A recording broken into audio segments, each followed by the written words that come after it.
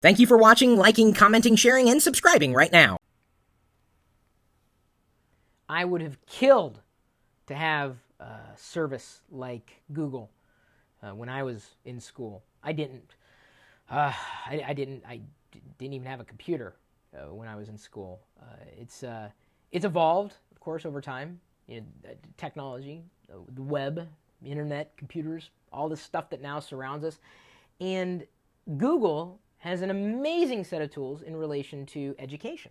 We've compiled an article on how to use Google for education. So if you're a student, you may think about sending this link on to one of your teachers or the faculty, the staff of the school.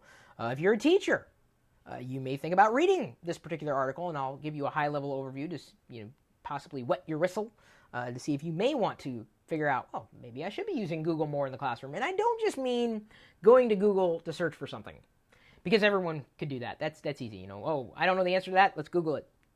I'm talking about the tools that Google makes available. In fact, personal story. The other day, I went together with my parents to get one of my brothers an iPad because he's a teacher.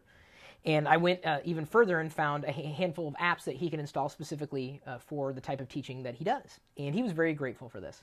He calls me up the next day and he's asking a few more questions. He says, well, the problem is that my school uses Microsoft Word, and is this going to be compatible?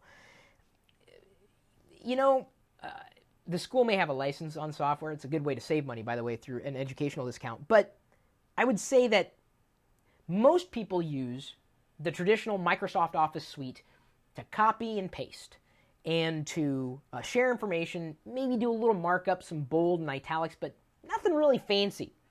And you can do all of that on the web. I mean, if it's something benign, a generic document, a lesson plan, a spreadsheet that just calculates a few random things, something that doesn't require any kind of privacy policy that may get out there in the world. There's some sensitive information certainly you've got to be mindful of.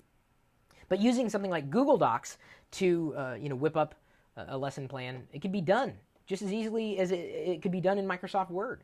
And then you can get to the document from anywhere. You can share and collaborate with other people. And I think that is the biggest disconnect with education and technology traditionally. And it seems that people who aren't on the bleeding edge still have not figured out where collaboration fits into the grand scheme of things, because software traditionally has not been based around collaboration. Web-based software, it's all about collaboration. I mean, if you create a document that you intend on sending to somebody else, don't create it on the desktop. Don't create it as an attachment. Create it somewhere on the web and share it from there. I mean, that's what you're going to do. You're going to collaborate. So you use software that's going to allow you to do what you need to do and do it easily. But thinking of education as a collaborative process, it's a shift in mindset, really. So I had to explain to him. I said, well, you could use Google Docs. He says, well, I still use Microsoft Word. I'm like, well, you can import Microsoft Word or you can export Microsoft Word. It's just a format.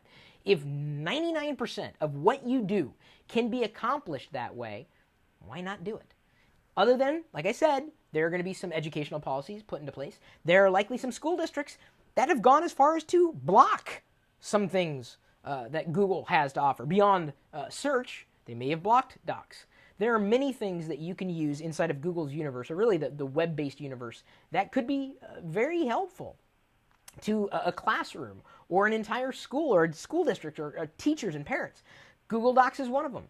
The calendar is another one. There's so many tools at your disposal that you don't need to install that they're saying, here, use these.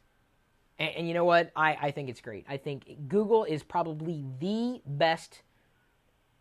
It's probably a general overstatement, the best tool set available to educators today and students. It's not just about the teachers and then parents. It's about keeping everybody posted as to what's going on. Google has so many resources at your disposal. I've just talked about 2 of them.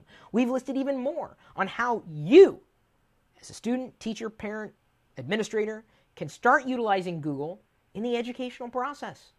It's not just about school. I'm still educating myself. This is obviously not a school, certainly not like any school that I've ever been to. It's closer to Starfleet Academy, although I don't, maybe it's Star Trek school. Do they have Star Trek schools? I don't know. I'm sure they would use Google, though.